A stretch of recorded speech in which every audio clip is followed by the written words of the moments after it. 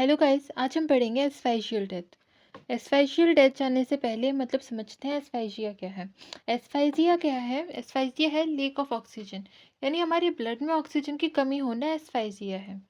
इसे हम दो अलग अलग टर्म्स में और समझ सकते हैं कि एब्सेंस ऑफ पल्सेशन, यानी जो पल्सेशन है वो ना हो ठीक से प्रॉपरली, या फिर जो ऑक्सीजनेशन की प्रोसेस लंग्स में होती है उसमें थोड़ी इंटरफेरेंस हो, तो इसे एस्फाइजिया बोलते हैं। एस्फाइजिया मेनली क्या है? Lake of oxygen. अब एस्फाइजियल डेथ क्या है? जो एस्फाइजिया की वजह से जो डेथ होती है उसे एस्फाइजियल डेथ कहते हैं। अब हम बात करते हैं एस्फाइजिया की क्लासिफिकेशन की। तो इसे 5 टाइप्स में क्लासिफाई किया गया है। Number 1 is mechanical asphyxia, then pathological asphyxia, then toxic asphyxia, then environmental asphyxia, then iatrogenic asphyxia. तो सबसे पहले देखेंगे मैकेनिकल एस्फाइजिया। मैकेनिकल एस्फाइजिया में क्या होता है? किसी भी अननेचुरल तरीके से, असाधारण तरीके से एयर पैसेज में ऑब्स्ट्रक्शन हो जाता है, कोई रुकावट हो जाती है। वो सफोकेशन, हैंगिंग, स्ट्रेगुलेशन, ड्राउनिंग या फिर सेक्सुअल एस्फाइजिया की वजह से ये चीज़ें हो सकती हैं। अब इन टर्म्स को हम आगे आने वाले वीडियोस में समझेंगे। इसमें क्या हुआ मैकेनिकल एस्फाइजिया में कि बाहर से कोई या इंटरनली कोई किसी भी तरीके से एयर पैसेज में ऑब्स्ट्रक्शन हुआ, रुकावट हुई, उसकी वजह से जो एस्फाइजिया हुआ वो मैकेनिकल। देन आते हैं पैथोलॉजिकल। ये ब्लॉकेज है हमारे उसमें रेस्पिरेटरी ट्रैक्ट में किसी डिजीज़ की वजह से, जैसे ट्यूमर हो गया, लैरेंजियल ओडिमा हो गया, एब्सेस हो गया, स्पाज्म हो गया, यानी हमारा जो रेस्पिरेटरी ट्रैक्ट है वो उसमें स्पाज्म हो गया या फिर उसमें कुछ ट्यूमर टाइप बन गया। तो ऐसी कंडीशन यानी किसी डिजीज़ की वजह से, किसी पैथोलॉजी की वजह से जो एस्फाइजिया हो रहा है वो है पैथोलॉजिकल एस्फाइजिया। देन आता है टॉक्सिक एस्फाइजिया। इसमें क्या होता है? कार्बन मोनोऑक्साइड या किसी अदर गैसेस की वजह से या किसी अदर टॉक्सिन की वजह से, नॉर्मली हम कहें तो किसी टॉक्सिन की वजह से हमारे रेस्पिरेटरी सेंटर्स में, जो कि हमारे रेस्पिरेटरी सेंटर्स है, उनमें क्या होता है? पैरालिसिस हो जाता है, ब्लॉकेज हो जाती है, वो काम करना बंद कर जाते हैं। ये मेनली होता है मॉर्फिन की या फिर बारबिट्यूरेट्स की वजह से। इसमें होता है क्या है? जो रेस्पिरेटरी सेंटर्स हैं वो काम नहीं करेंगे, वो लंग्स को सिग्नल नहीं भेजेंगे कि हम ब्रीथ करें, सांस लें। उसकी वजह से जो लेक ऑफ ऑक्सीजन होगा उसे बोलेंगे टॉक्सिक एस्फाइजिया। अब बात करते हैं एनवायरमेंटल एस्फाइजिया की, यानी insufficiency of oxygen in environment, यानी एनवायरनमेंट में ही ऑक्सीजन कम है, ना ही कोई बाहर से किसी ने ऑब्स्ट्रक्ट किया है, गला घोटा है या फिर सफोकेशन हुई है किसी तरह की, बाहर से कुछ नहीं हुआ, अंदर से भी हम ठीक है, और ना ही हमने कोई टॉक्सिसिटी ऐसी ली है जिसकी वजह से रेस्पिरेटरी सेंटर ब्लॉक हो। सब कुछ ठीक है, लेकिन फिर भी हमारे एनवायरनमेंट में अगर ऑक्सीजन कम है उस वजह से जो एस्फाइजिया होगा तो वो है एनवायरमेंटल एस्फाइजिया। अब लास्टली आता है एट्रियोजेनिक एस्फाइजिया।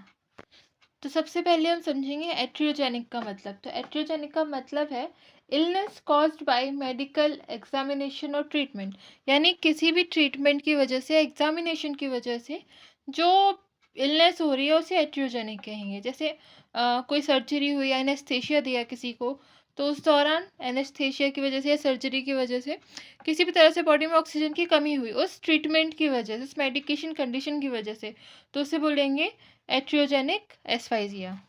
तो ये थे एस्फाइजिया की क्लासिफिकेशन। मैकेनिकल यानी बाहर से किसी तरह से ऑब्स्ट्रक्शन हुआ है या अंदर से हुआ है। पैथोलॉजिकल यानी कोई पैथोलॉजी डिजीज्ड कंडीशन है। देन टॉक्सिक एस्फाइजिया, इसमें रेस्पिरेटरी सेंटर ब्लॉक कर जाते हैं पॉइजनिंग की वजह से, जैसे मॉर्फिन या बारबिट्यूरेट्स की वजह से। देन आता है एनवायरमेंटल, यानी एनवायरमेंट में ही ऑक्सीजन की कमी है, इनसफिशियंसी है। देन आता है एट्रियोजेनिक, यानी किसी मेडिकल ट्रीटमेंट या फिर डायग्नोसिस की वजह से। पैथोलॉजिकल यानी मेडिकल कंडीशन की वजह से, यानी वो बीमारी है, ये ट्रीटमेंट के दौरान। एट्रियोजेनिक यानी किसी ट्रीटमेंट के दौरान जो एस्फाइजिया हुआ है। देन हम बात करते हैं फिजियोलॉजी ऑफ फेटल एस्फाइजिया, यानी एस्फाइजिया फेटल कब हुआ। उस एस्फाइजिया ने ऑक्सीजन की डेफिशिएंसी हुई, लेक हुआ, कुछ टाइम बाद हमने उसे ट्रीट कर लिया, लेकिन अगर हम ट्रीट नहीं कर पाए तो किस कौन कौन सी कंडीशन से जाके इंसान डेथ को होगा, मतलब डेथ को अचीव करेगा। फेटल यानी घातक, यानी वो कब आपकी लाइफ के लिए घातक होगा, अब हम ये समझेंगे। तो ये हम देखते हैं 3 फेजेस में, फेज 1, फेज 2 एंड फेज 3। तो सबसे पहले देखेंगे फेज 1। ये शुरू होता है रेस्पिरेटरी सेंटर के स्टिमुलेशन से। सबसे पहले हमारे रेस्पिरेटरी सेंटर्स स्टिमुलेट होंगे, जिसके बाद क्या होगा, जो रेस्पिरेटरी मूवमेंट था और रेस्पिरेशन का एम्पलीट्यूड था उसके रेट में इंक्रीमेंट होगी, यानी बहुत रैपिडली सांस लेंगे, हमारे लंग्स बहुत ज़्यादा मूवमेंट करेंगे क्योंकि हम ऑक्सीजन की डेफिशिएंसी है, तो किसी भी तरह से उस ऑक्सीजन की कमी को पूरा करने की कोशिश करेंगे, ज़्यादा सांस लेंगे। देन आता है साइनोसिस बिगिंस टू अपीयर, यानी हमारे नेल्स, लिप्स, इन पे नीलापन दिखने लगेगा, साइनोसिस होने लगेगा। यहाँ तक था फेज़ 1। इसके बाद शुरू होता है फेज़ 2। अब सांस लेने में और दिक्कत होने लगेगी, स्ट्रगल होने लगेगा। देन जो साइनोसिस था वो बहुत ज़्यादा गहरा होने लगेगा, यानी जो नीलापन हल्का हल्का था पहले, अब वो शरीर में बढ़ने लगेगा। Then with encroachment of the neck vein, जो नेक की वेन्स है वो उभरने लगेंगी, दिखने लगेंगी अलग से।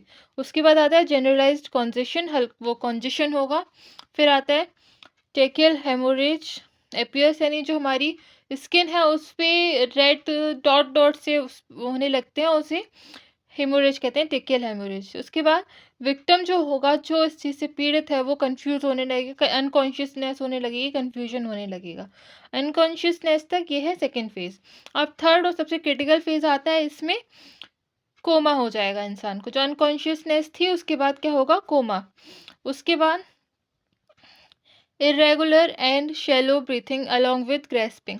ग्रेस्पिंग यानी एकदम मुंह फाड़ फाड़ के बहुत तेज सांस लेना, उस प्रोसेस को बोलते हैं ग्रेस्पिंग। तो ये होने लगेगी। रेगुलर एंड शैलो ब्रीथिंग, यानी कभी एकदम बहुत तेज सांस ले रहे हैं, कभी बिल्कुल ही सांस नहीं ले रहे, तो ऐसी इरेगुलर शैलो ब्रीथिंग्स होने लगेगी विद ग्रेस्पिंग। ग्रेस्पिंग होगा, मुंह फाड़ फाड़ के इंसान सांस लेगा। देन उसके बाद आएगा अनकॉन्शियसनेस। 1 मिनट तक बिल्कुल ही अनकॉन्शियस हो जाएगा और फिर 2 से 4 मिनट बाद उसकी डेथ हो जाएगी। ये थे phase 1, phase 2, phase 3 of fetal asphyxia. अब बात करते हैं पैथोलॉजी ऑफ फेटल एस्फाइजिया। तो पैथोलॉजी में देखेंगे तो एक नॉन स्पेसिफिक पैथोलॉजिकल चेंजेस हैं और एक स्पेसिफिक पैथोलॉजिकल चेंजेस हैं। नॉन स्पेसिफिक में आपको जनरल बताएंगे कि डेथ हमारी एस्फाइजिया से हुई है, बट स्पेसिफिक में डेथ का कॉज भी बताएंगे कि हैंगिंग से हुई है, या स्ट्रेगुलेशन से हुई है, या चोकिंग से हुई है। तो देखते हैं सबसे पहले नॉन स्पेसिफिक पैथोलॉजिकल चेंजेस। तो ओडेमा होगा, साइनोसिस अपीयर होगी, कार्डियक डायलेशन दिखेगा आपको, टेकियल हेमोरेज होंगे, postmortem fluidity of blood, visceral congestion and congestion of face, ये सारी कंडीशंस देखने को मिलेगी। अब स्पेसिफिक की बात करें, अगर अपर एयरवे का कंप्रेशन है तो वो हैंगिंग, स्ट्रेगुलेशन है, या फिर थ्रॉटलिंग, इनकी वजह से उसकी डेथ हुई है। या फिर नेक्स्ट है occlusive blockage of mouth and nose है, अगर माउथ और नोज में ब्लॉकेज है तो स्मोथरिंग की वजह से डेथ हुई है। अगर कोई फॉरेन बॉडी प्रेजेंट है तो चोकिंग की वजह से हुई है। और फ्लडिंग ऑफ एयरवेज है तो ड्राउनिंग की वजह से हुई है, यानी अगर एयरवेज में पानी भरा हुआ है तो वो डूब कर मरा है, इससे हम पता कर सकते हैं। Then penetrating and non penetrating trauma to the chest, तो फिर ये ट्रॉमेटिक एस्फाइजिया है। तो ये था एस्फाइजियल डेथ। आगे किस टॉपिक पर वीडियो चाहिए, या फिर इसमें कुछ समझ में ना आया हो तो please comment, and for such videos please do like, share and subscribe.